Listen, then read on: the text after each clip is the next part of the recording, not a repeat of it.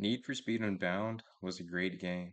I haven't played any Need for Speed games or racing games since Need for Speed 2015. As you start off in any racing game, you're given the option to select a few starter cars. In Unbound, those starter cars were the 1969 Dodge Charger RT, the 1998 Nissan Silvia K, and the 1988 Lamborghini Countach 25th Anniversary Edition.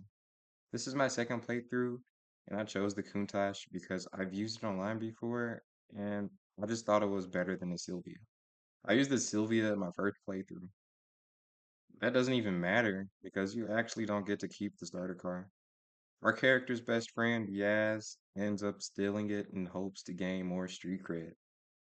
So, to me, the way they did this was morally wrong.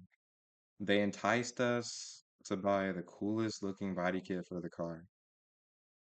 In the next few missions, we get a cutscene of a car being stolen, along with the rest of Rydell's shop being robbed by Yaz and our gang. This reminds me of Need for Speed Most Wanted in 2005. We had the chance to use the fastest car in the game, which was the BMW M3 GTR. After we lose the BMW, we have to start our way back over again and work our way back up the blacklist. None of the other cars in the game were just as fast as the BMW was.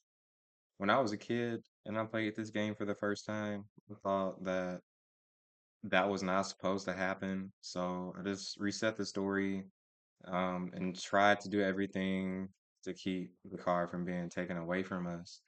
But I found out that that was actually part of the story. And I feel like our car being stolen and Unbound just didn't carry the same emotional weight as it did in Most Wanted 2005. Let me explain. So we start off the game, being introduced to Lakeshore, getting some more important background information on the characters and everything like that. But there are a ton of different cars in the game that was faster than our starter car. After that whole incident, we start over again and then we progress through the story. The story progression did seem a bit slow and repetitive. The story is structured by weekly day and night cycles, Sunday through Saturday, 5 times. Each time you complete a race and go back to your garage after completing that race, it turns the game into its night cycle. Each time of day of the week spawns different events and delivery missions. After you complete a race, you can't do it again until another cycle, which sucks because if you just wanted to keep doing a specific race, you just had to wait until another cycle. You do get bonus awards here and there, like a chance to earn a new ride or a substantial amount of cash from the events that go on inside the game. But that's only before you finish the last qualifier. After you finish the last qualifier, you don't get any more bonuses, no more story progression. Every time you make it to a Saturday qualifier, you progress further into the story and get a cutscene. You do get dialogue here and there over the phone after you complete a new event, and whenever you're listening to the radio and you hear about what's going on in Lakeshore and the reaction to all the racing. That's it. This is a racing game and not a story-driven game.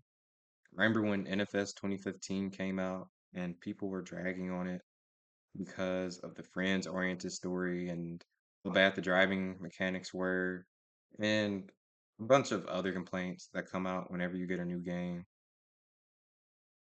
But I feel like if a racing game didn't have that, you know, the drama, I feel like we would get bored quick and put the game down because we don't have any motivation to play it. We don't have any motivation to get our car back. The mechanics. For any racing game or any game ever, you have to get used to its mechanics.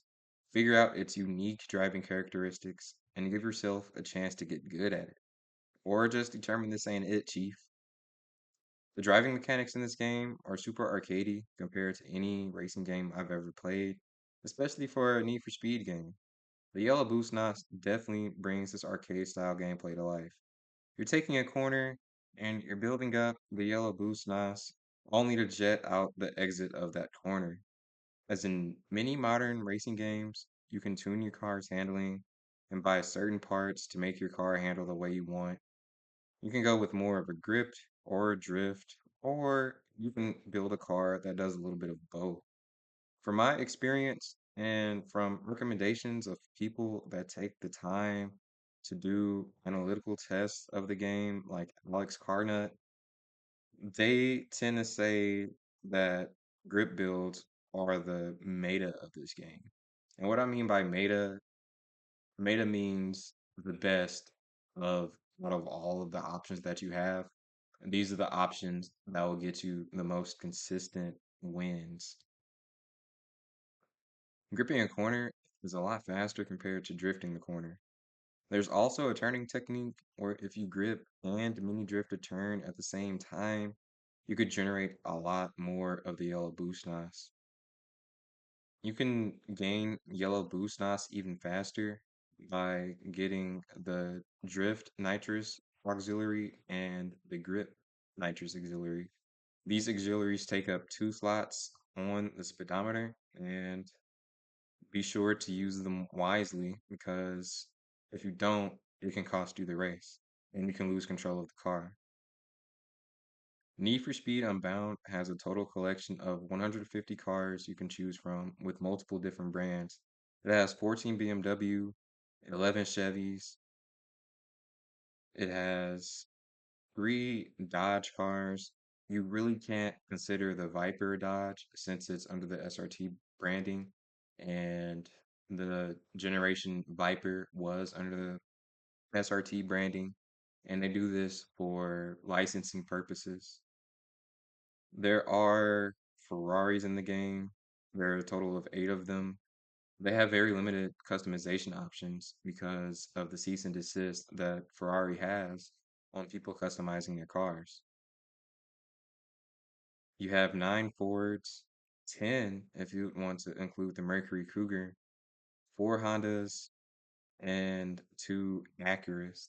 As we all know, Honda and Acura are the same car manufacturer, with Acura being the luxury version of Honda, and so on and so forth.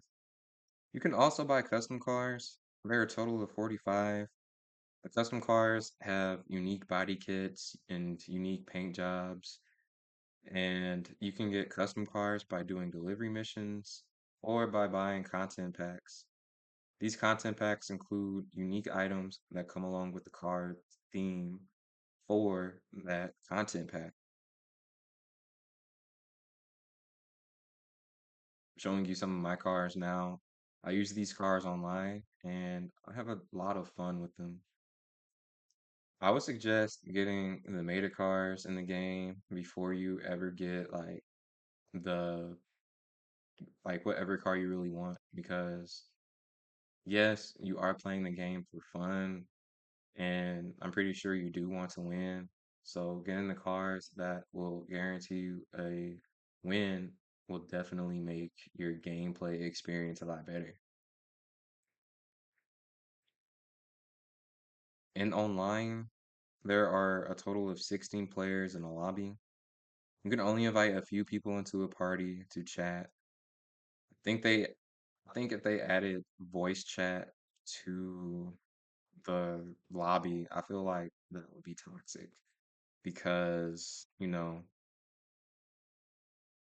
people, and it just takes me back to the OG COD days. I'm not gonna go too much into that, but I was a little nervous to play online. I was still learning the tracks, the best lines to take, and getting to know my own driving style.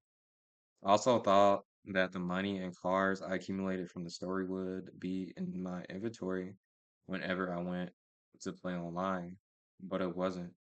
You had to go in and unlock every car again. You had to do specific challenges like take down 40 racers in a tier race to unlock the Dodge Challenger. drift for 300 seconds to unlock the Lamborghini Countach. That's the newest one, and so on and so forth. This is very time consuming, and it takes away from like this being or arcade racing game.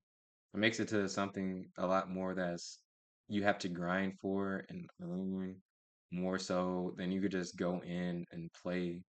You can also buy cars with the content packs that get added to the game to help alleviate some of the time that it would take to unlock those cars, along with the delivery missions.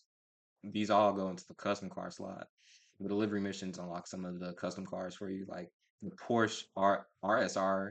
You would have to go in and do 38 plus races in a Porsche, and that takes a lot of time compared to where if you just do the delivery mission in story mode and unlock the Porsche that way, you can buy it for 400 grand. Now, the 400 grand is a lot more than what the original price was. But from my standpoint, it was just, that was the best thing because it saved me time on having to unlock the Porsche RSR. This game does take up a lot of time and commitment to get good at it and unlock the items that you want, but it's also very rewarding because once you get good and once you can use any car that you want to its full potential, you're just racking up the wins. And people that use the meta cars, using something that isn't meta and beating people in the meta is so satisfying as a gamer.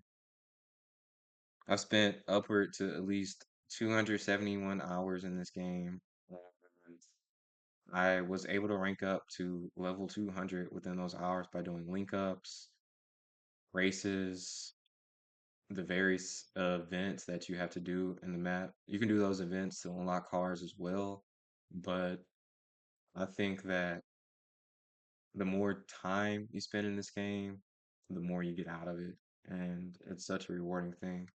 Okay, that wraps it up for this video. Thank you so much for watching. I'm just getting started on YouTube and I'm still trying to find my niche with the type of videos I'd like to make. If you guys have any suggestions or have done this type of work before, just drop that down in the comments. I'll take a look at it. I'll take what I can from it. Okay. If you like the content and you would like to support the channel going forward, please, please subscribe, leave a like, comment, share this with your friends. If you find this information informative, helpful, entertaining, let me know, okay? Let me know what you like and what you don't like. That's the only way I'm going to grow. My name is Steve Does, and I'm